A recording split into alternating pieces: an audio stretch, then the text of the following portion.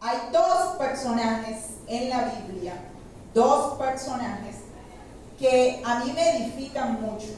Me edifican, pues los he leído mucho y a mí me llenan mucho el corazón. Uno que está en el Antiguo Testamento y uno que está en el Nuevo Testamento. Y esos dos personajes me edifican mucho, no por sus hazañas o por las cosas que hicieron, que los hicieron relevantes en la Biblia, que se mencionan hasta el día de hoy. No por las cosas que ellos hicieron, no, sino por lo que Dios les dio a ellos cuando les fallaron y ellos se arrepintieron. El perdón. El perdón. Esos dos personajes son muy reconocidos por la grandeza de perdón que recibieron de Dios, ¿verdad? Y uno de esos personajes es David, el hombre del cual vamos a hablar el día de hoy. David. ¿A cuántos les gusta David? ¿Les gusta la historia de David? ¿Sí? Ah, bueno. La han leído varias veces, me imagino, ¿cierto? Desde chiquito creo que en las escuelas se enseñan muchas cosas acerca del rey David. Dicen que fue el rey más grande que ha tenido el pueblo de Israel, que tuvo el pueblo de Israel, ¿cierto? Y dicen que de él el Señor dijo esta frase: un hombre conforme al corazón de Dios. Pero yo debo ser sincera con ustedes y yo debo decirles que he tenido que leerme varias veces la historia de David para tratar de entender qué fue eso tan especial o cuál es esa cualidad tan especial que tiene David o que tuvo David como para que de él se dijera semejante frase. ¿A ustedes no les ha pasado?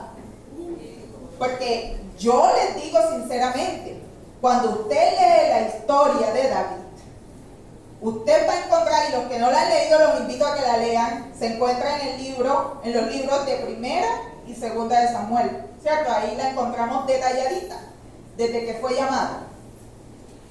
Y cuando uno lee la historia de David, uno se da cuenta que realmente la vida de David fue una mezcla de cosas muy buenas, de hazañas, de logros, de unas cosas, de unas aspiraciones altas. Fue una vida completamente, digamos, en términos profesionales, en términos de lo que uno anhelaría profesionalmente de éxito llegar. David encarna esa historia. Pero también fue una vida empañada por pecados terribles, ¿cierto? Por cosas definitivamente que uno queda así como, wow. Tú no pensarías que el escritor del Salmo 23, por ejemplo, que el autor de ese salmo tan mundialmente conocido hubiese sido capaz de hacer algo tan terrible como lo que hizo David con Urías. Esa es la historia más conocida, una de las historias más conocidas de David, ¿cierto? Nadie pensaría eso. Sin embargo, de este personaje que vamos a hablar. Entonces, David, podemos decir que David encarna, de los personajes bíblicos, encarna y muestra muy claramente lo que es la naturaleza moral del hombre. Si uno quiere buscar un personaje bíblico que tenga, digamos, todos los ingredientes, o la mayoría de los ingredientes de lo que somos nosotros, busca a David y lee acerca de David. ¿Cómo actuaba David ante las circunstancias de la vida? ¿Cómo actuaba David frente a los problemas? ¿Cuáles eran esas emociones que se apoderaban a veces de David? Es interesante porque podemos encontrar muchas cosas que nosotros nos ponen a pensar, caramba, ¿cómo así que este hombre David fue de quien se dijo esa frase famosa, ¿verdad? Un hombre que se airó en varias ocasiones.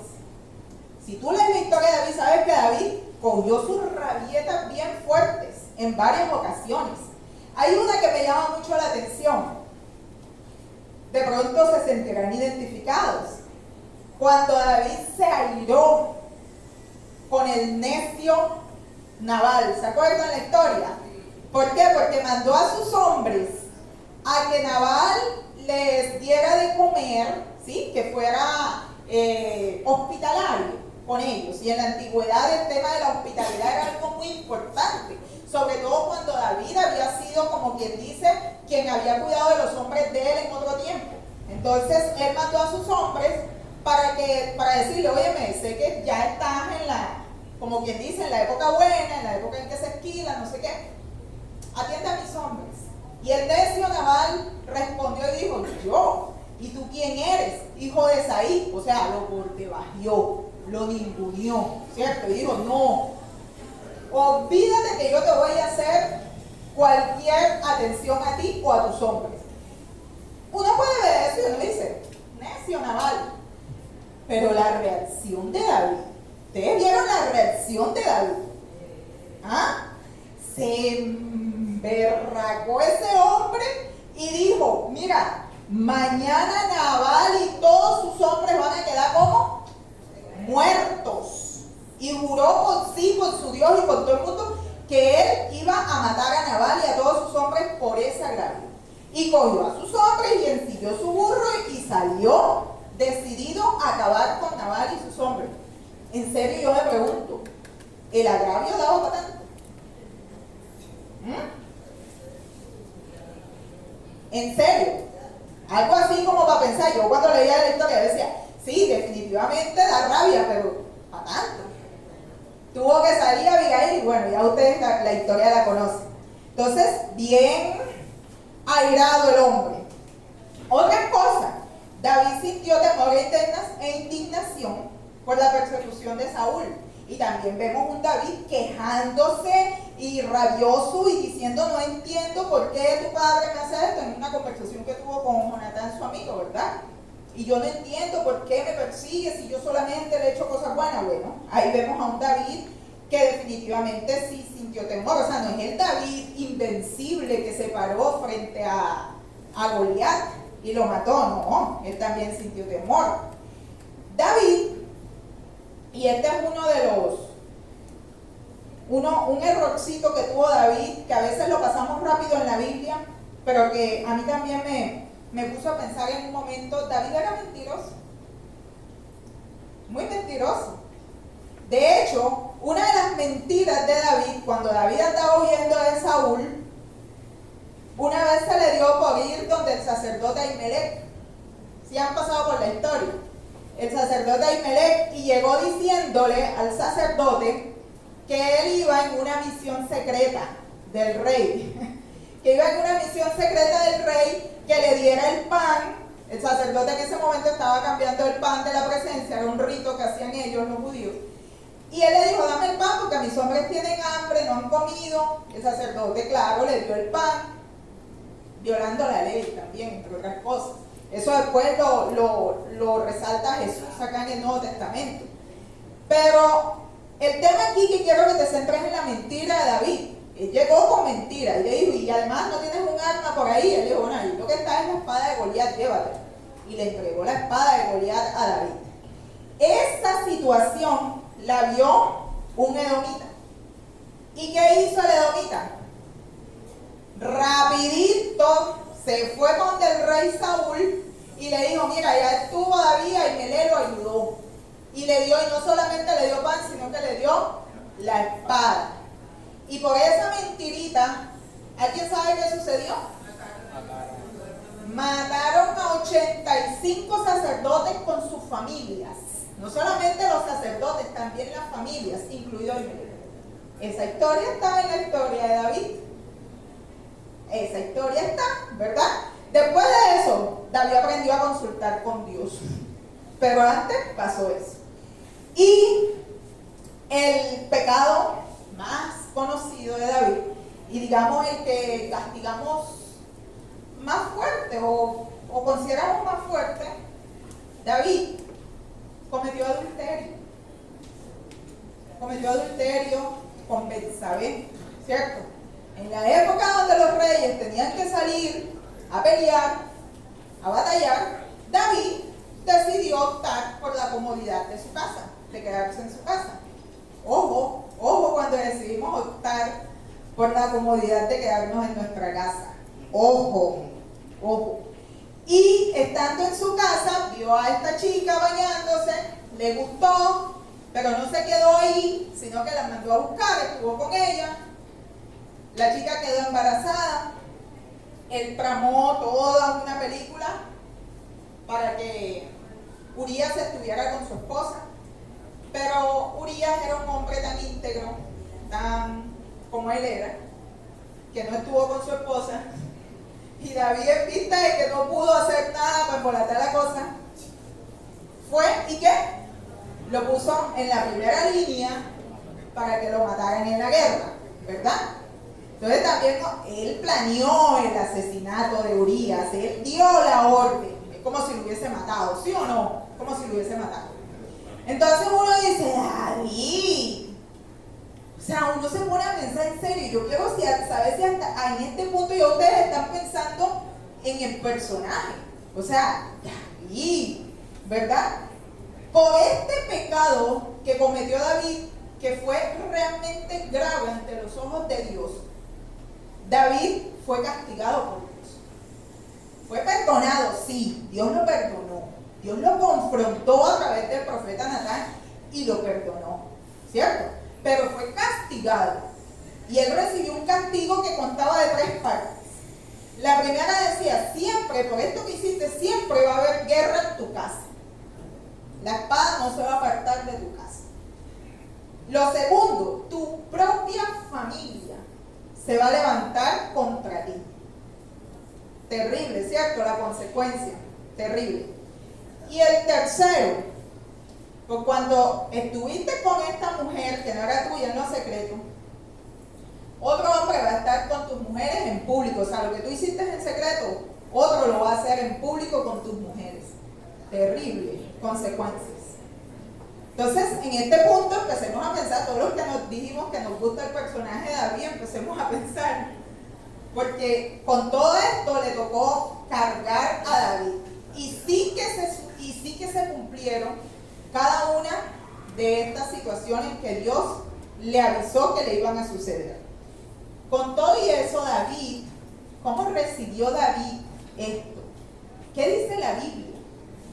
Que David se arrepintió, reconoció que había pecado contra Dios. Y ustedes conocen el hermoso salmo, ¿cierto?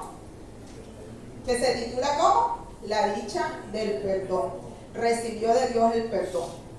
No nos equivoquemos, que a veces pensamos que el perdón borra todo. El perdón te devuelve tu comunión con Dios, pero la consecuencia queda, ¿sí? Y Dios te deja que pases por ella.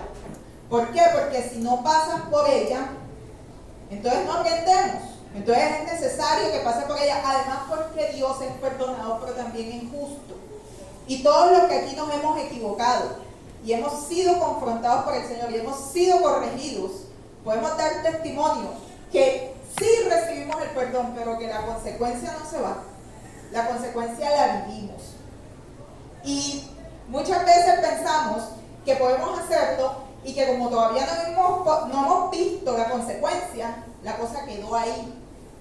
Pero resulta que no. La cosa no queda ahí. Siempre sale a relucir eso. Entonces fíjense, David, otro de los grandes errores de David, David no actuó con firmeza en la educación y corrección de sus hijos. Y por esto, por esa falta de firmeza, tuvo muchos problemas familiares.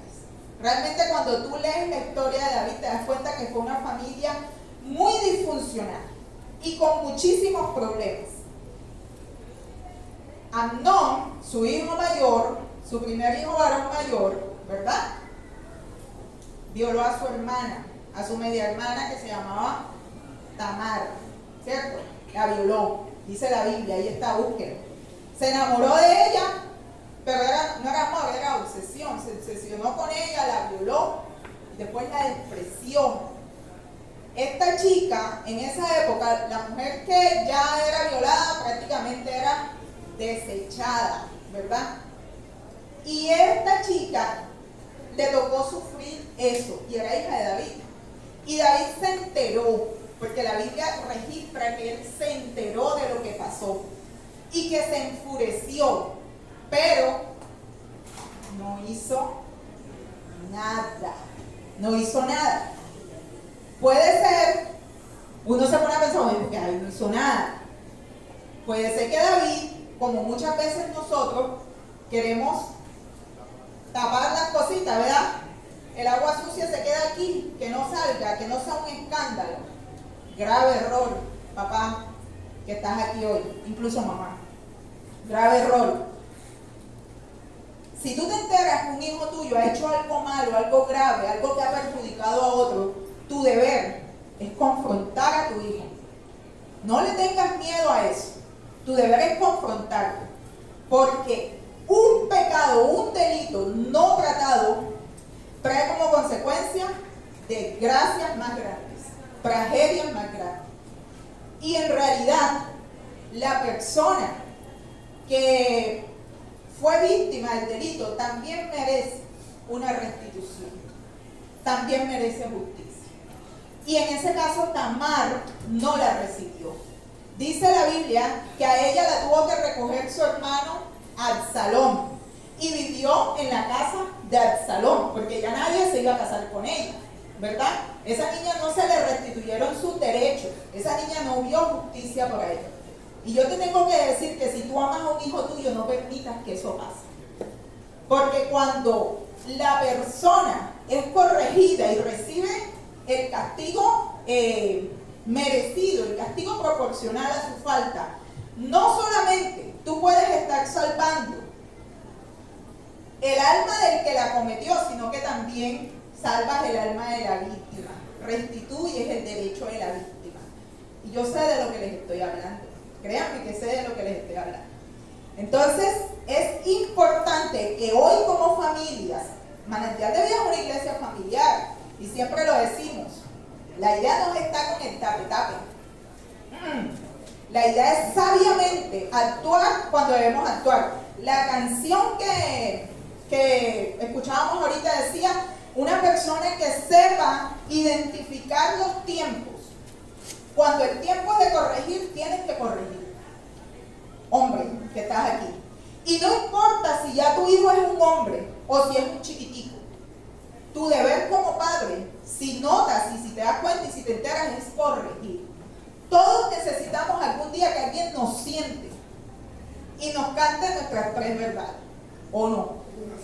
¿Ah? Totalmente. Entonces, esa fue una de las cositas que le pasó a David. A David. Pero ese no fue el único lío familiar que tuvo David. Absalón, lleno de furia, porque el papá no había hecho nada por lo que sea, lleno de furia, ¿qué hizo? Esperó que se pasara la cosa. Y dice que 2 años después invitó, hizo una pachanga, una cosa, invitó a todos los hermanos y ¿qué hizo Rogandón? Lo mató a su propio hermano. Claro, como el otro no hizo nada y este siguió su vida como si nada y él vivía todos los días con la agraviada, él sacó su justicia. ¿Él hizo bien? No hizo bien, ¿verdad? No hizo bien.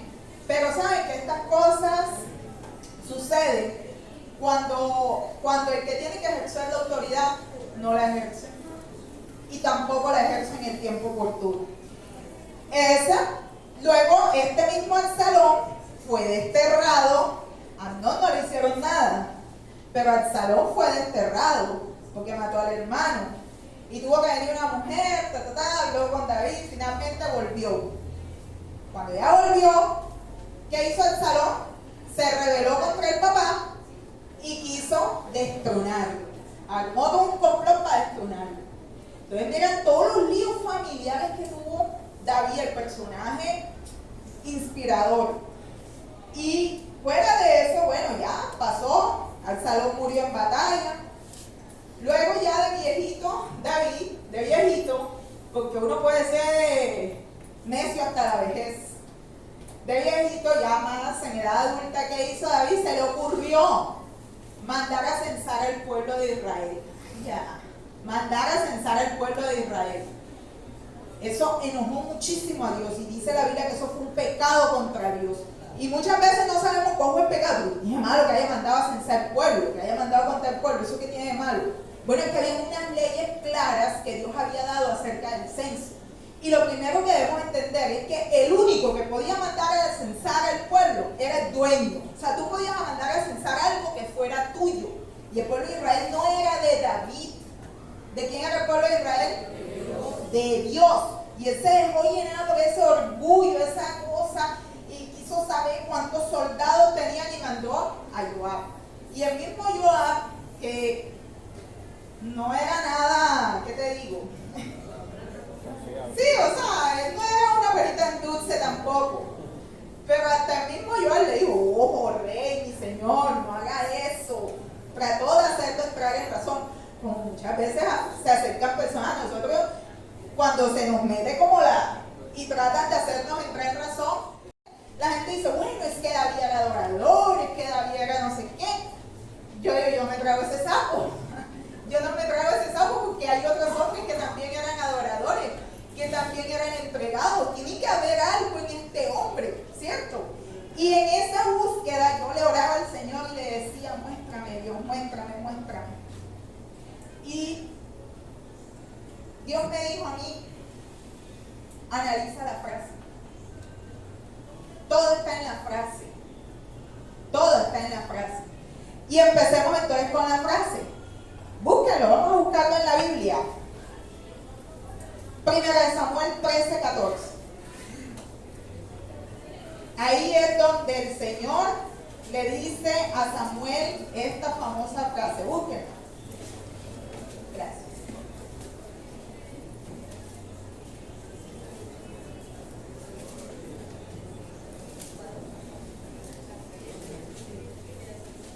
Busquémosla. Alguien que por favor me ayude a leerla duro. Un hombre, estos hombres maravillosos que hay aquí.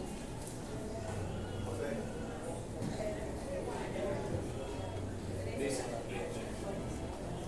ahora pues, he aquí el rey que habéis elegido, el cual pedisteis, ya veis que Jehová ha puesto rey sobre vosotros.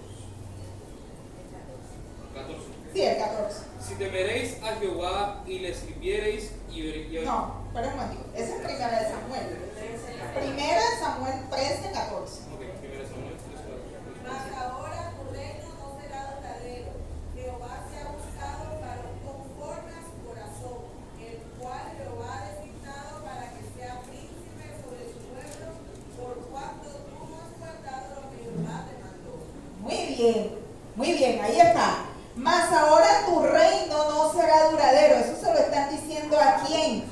A Saúl le están diciendo, el profeta Samuel le está diciendo, mas ahora tu reino no será duradero. Jehová se ha buscado un varón conforme a su corazón, conforme al corazón de Dios, conforme a la voluntad de Dios. Eso explica por qué Dios puede hacer de un asesino un predicador como Pablo. Eso explica por qué Dios puede hacer de una prostituta una pastora o una antepasada del mismísimo Jesús, ¿verdad? Porque Dios no ve las apariencias, Dios no ve lo que los hombres vemos. Dios ve el corazón, lo que hay en el corazón de las personas. ¿Y qué diremos de David? David sí tenía sus cualidades y Dios vio esas cualidades. Nosotros los hombres somos muy buenos para ver pecados, pero Dios ve más allá de los pecados, porque Él sabe que un corazón sucio se puede limpiar. Él lo sabe, Él sabe que un corazón sucio se puede limpiar. Pero hay cualidades, y te quiero contar las que todos vemos en David. Fue un hombre que amó profundamente a Dios. Profundamente. David demostraba su amor a Dios todo el tiempo, ¿cierto? Aunque le fallaba, pero lo amaba. David fue un adorador real, genuino, que no le importaba el ridículo. Acuérdense cuando David llegó danzando y su esposa hasta lo menospreció, ¿verdad? ¿Y saben qué dijo él? Me importa. Si te parezco poca cosa, me importa. Porque esto no lo estoy haciendo para ti. ¿Para quién lo estoy haciendo? Para el Señor. Si a ti te da vergüenza venir a la iglesia porque tus vecinos se ríen de ti, porque tus amigos del trabajo se ríen de ti, ya es hora de que le vayas perdiendo ese miedo al ridículo. Ya es hora de que le vayas perdiendo ese miedo al ridículo. Vean, era un hombre que escuchaba a los profetas de Dios y a la gente que iba enviada por Dios, no solamente a los profetas. Acuérdense que David también escuchó a Abigail, ¿cierto? Y David reflexionaba y se arrepentía. Entonces muchas veces nosotros creemos que nadie tiene, o sea, si a eso yo no, ¿quién me va a venir a decir nada? No, escucha y arrepiéntete, porque todos necesitamos eso, y Dios sabía que él lo tenía. ¿Saben qué?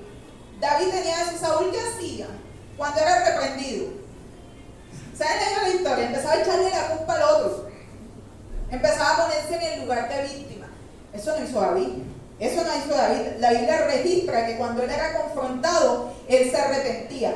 Porque David podría ser un hombre muy valiente ante todos. David era un hombre valiente. David, acuérdense, David mataba osos y leones. ¿Se acuerdan? ¿Qué dice la Biblia? Que mataba osos y leones. Se tiró a un gigante. ¿Ah? David era valiente, pero delante de Dios. ¿Cómo era David delante de Dios? Chiquitico, cuando Dios los jalaba, cuidé que David ya chiquitico. Y siempre expresaba que él sin Dios no podía vivir. David era un hombre que nunca idolatró. Otra de las grandes cualidades de este hombre. Nunca fue idólatra, nunca puso a nada, nunca permitió un ídolo ahí mientras él estuvo en su reinado.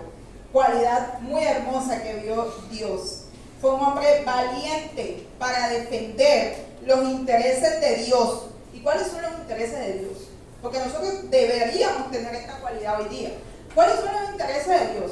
A Dios le interesaba en ese momento su pueblo, ¿cierto? Y David, cuando vio a Goliat que estaba ahí amedrentando al pueblo, le dio rabia. Le dio rabia y dijo: ¿quién es este incircunciso que se atreve a hablarle así, cierto? A los escuadrones del Dios viviente. Entonces, miren ustedes que realmente son cualidades muy destacables en este personaje. Y hoy yo quiero que tú empieces a mirar a David con los ojos con los que Dios lo miró, ¿cierto? A mirar las cualidades que Dios vio en él y a tratar de buscar también esas cualidades en ti, a desarrollarlas. David fue un hombre agradecido y un hombre que aconsejó a su sucesor, Salomón, antes de morir. David se sentó con su hijo y le dio consejos, porque un papá, así estés peinando ganas, tienes la responsabilidad espiritual con tus hijos. Listo. Y se sentó. Y lo más importante y lo más bonito, David fue un hombre con el que Dios hizo un pacto eterno. David reconoció hasta el final que él no había hecho tanto para merecer tanto de Dios, pero que Dios había hecho con él un pacto eterno, un pacto que iba a permanecer hasta nuestros días. Y sí que ha permanecido, porque a Jesús, nuestro Rey, no se le llama Jesús el hijo de Abraham, ni Jesús el hijo de Jacob. Se le llama ¿cómo?